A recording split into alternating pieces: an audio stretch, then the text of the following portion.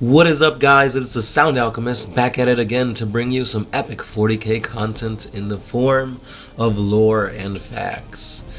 Just a FYI, in the previous video on Doom Rider, I told you that I saw some pink horrors in my garden, but I was gravely mistaken.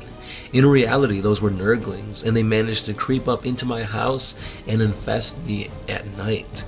So yes, I do sound all nasally and congested, and that is because Nurgle's rot is eating me from the inside out. And Slanesh was also eating me from the inside out. Oh. But anyway, guys, I do apologize for the nasaliness. But anyway, one of you guys sent me a link to this awesomeness that you see here. These are the fan-made chapter, or legion for that matter, known as the Wardens of Light. Awesome lore, phenomenal artwork here. I do see a few parallels with my Celestial Sons and his Wardens of Light, and that's okay, because his stuff is so much better than mine. Like, one day, I hope I can be as great as this guy is at writing.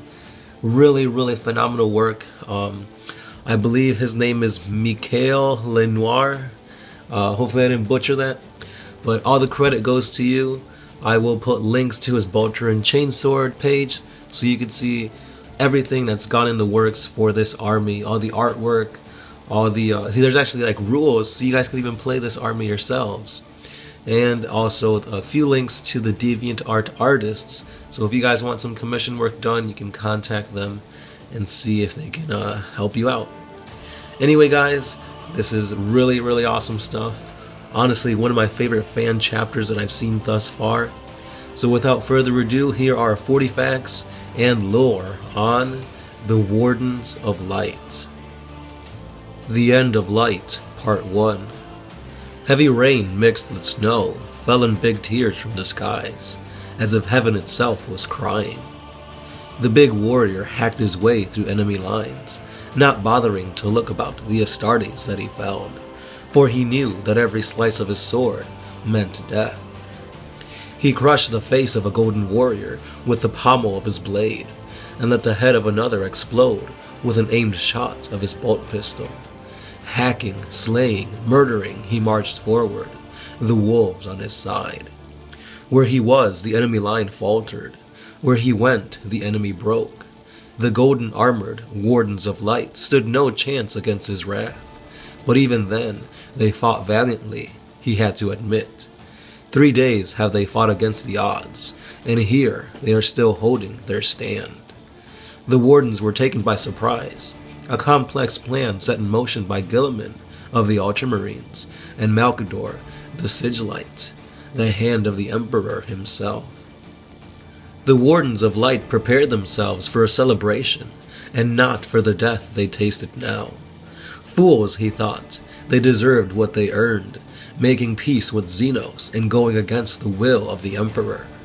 The Space Wolves and Ultramarines were ordered to purge the Wardens of Light from Imperial history. All records of them in Imperial archives were to be destroyed as well. It meant that all their victories, all that they had achieved for the Emperor, was indeed in vain. And for what?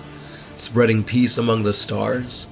Time over time they stretched the line, misinterpreted the wishes of the Emperor, denied his orders, befriended his enemies, and let Xenos join the ranks of the Emperor of mankind. It had to end like this. There is no peace among the galaxy, only war. Nonetheless, this savagery had a bad taste on it, for the warrior in blue-gray armor thought that relying on scheming tactics doesn't seem very honorable. The plan was that Malkador acted as a decoy, bringing in a peace treaty in the name of the Emperor to the planet. The Wardens were ordered to attend the act only with ceremonial armor to honor the peace between humans and Xenos. They were so naive. While they celebrated, the fleets of the Ultramarines and the Space Wolves reached the system. While the Ultramarines attacked the fleet, the Wolves made planetfall and bombarded the planet, letting billions die in nothing more than a glimpse. The peace of death is the only peace foul Xenos and aberrations deserved, he thought. But despite this fact, he would have preferred to destroy them in open conflict, where both sides were equal, and only the better fighter emerged victorious. This was a slaughterhouse. No heavy weapons support for the Wardens of Light, no tanks, nothing from the deadly equipment of the Astartes utilized for war, only ceremonial weaponry. There wasn't even the chance of support from the sky. Gilliman and his ultramarines destroyed the whole fleet. Even here, through the dark clouds and ever-falling snow rain, he could see the burning sky. To his left, a big Warden of Light managed to break through the lines of Space Wolves, and he killed 3 of them. The Warden advanced in his direction, killing more and more wolves in the attempt to reach him. He had no helmet on, which was a rare occasion among the Wardens. He knew, for they only went to war with their faces hidden, so that the light will not know who brought darkness and death. What nonsense, the big wolf thought as he stormed to meet his adversary. But before he could reach him, the tide of the battle changed, and the Wardens pushed forward, bringing death to the wolves. The lone fighter slayed his enemies with a big black axe, crushed them with a power fist, and killed countless others with a blade on the tip of a long braid. But before he could reach the wolf warrior, he was indeed swept away. Instead, assault marines with dual-bladed chainswords gained the wolves' attention as they leapt in from the sky, and the death cries of the space wolves ringed in his ear. Unbelievable! How could this happen? But he knew now that the elite warriors carried the burden of the light, and Luth the Agnaak, the pariah breed, whose gaze could even terrorize the steadfast space wolves. To me, the warrior yelled, return in battle formation and repel the attack.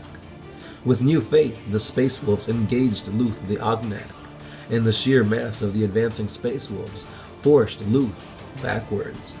But the other wardens seized their weapons of the fallen wolves and held their advance. Luth jumped dozens of times into the ranks of the wolves before they could defend themselves. Luth retreated, and he spread death elsewhere, while the other wardens sent deadly bolter salvos into the enemy's formations. The space wolves died in the hundreds, cut down like wheat in the autumn, not able to counter the dance of death which has come for them. The whole scene was a twisted mirror to before, when the Wardens of Light were killed en masse. The big wolf rushed forth, knocking a warden to the side, and he beheaded him with a single strike of his fist. He dodged a bullet and kicked the shooting warden from his feet, cutting him in half, before he even reached the floor. He reaped through the enemies like a grim reaper himself. The wolves followed him, regaining the control of the battle, although it was now a massacre on both sides. Suddenly, shadows passed over him.